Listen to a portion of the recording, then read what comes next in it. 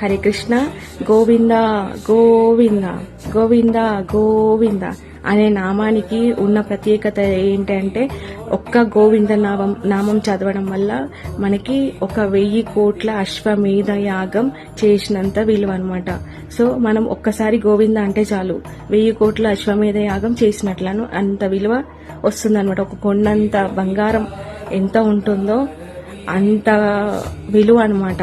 So అలా అంత కూడా అది కూడా తక్కువనే.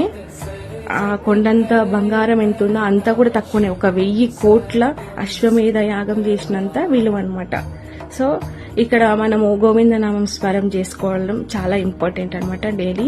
సో ఇంకా ఇప్పుడు ఒక ఎగ్జాంపుల్ చెప్తాను. ఒక రాజు ఏం చేస్తాడంటే ఇట్లా కత్తి తీస్తుంటే అక్కడ ఒక ఆవుకి తగిలి ఆవుకి కట్ అయిపోతుంది అనమాట.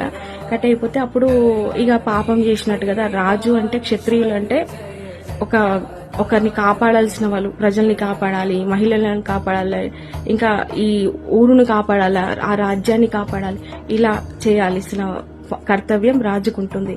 కానీ ఆయన చేసిన పాపం ఏంటి, ఇట్లా కత్తి తీసుకుంటే అనుకోకుండా ఆవుకు తగిలింది.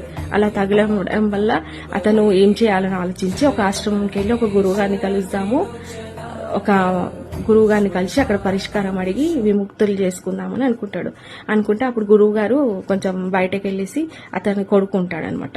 అతను కొడుకుతోనే అడిగితే లేరు, బయటకు వెళ్ళినని చెప్తే అప్పుడు ఇక నాకు చెప్పండి నేను చెప్తాను పరిష్కారం అని చెప్పేసి అట్లా ఇట్లా బుక్కులు తిరిగేసి పరిష్కారం చెప్తాడు. 3 సార్లు రామనామం చదవండి అని చెప్తాడు.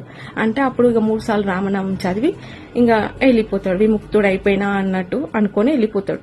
వెళ్ళిపోయిన తర్వాత అక్కడ నుంచి ఇంకా గురువు గారు వస్తున్నారు, తండ్రి గారు వస్తుంటే ఇంకా అప్పుడు ఏంటి ఇక్కడ నుంచి వస్తున్నావు ఏంటి అంటే ఏం లేదు పరిష్కారం దొరికింది, మీ అబ్బాయి మాకు చెప్పిండు అని అంటాడనమాట. అని అంటే అప్పుడు ఇక అంటే ఏం చెప్పాడు మా అబ్బాయి అని అంటే 3 సార్లు రామనామం చెప్పమన్నాడు, ఇలా అనుకోకుండా ఆవుకి ఇలా తలిగింది అని చెప్తే అని అంటే అప్పుడు మొత్తం ఎక్స్ప్లెయిన్ చేసిన తర్వాత లేదు మా కొడుకుకి ఇప్పుడే ఉరి శిక్ష వేయాలి అని అన్నాడంట. ఎందుకు అని అంటే 3 సార్లు రామనామం కాదు, ఒక్కసారి రామనామం చెప్తే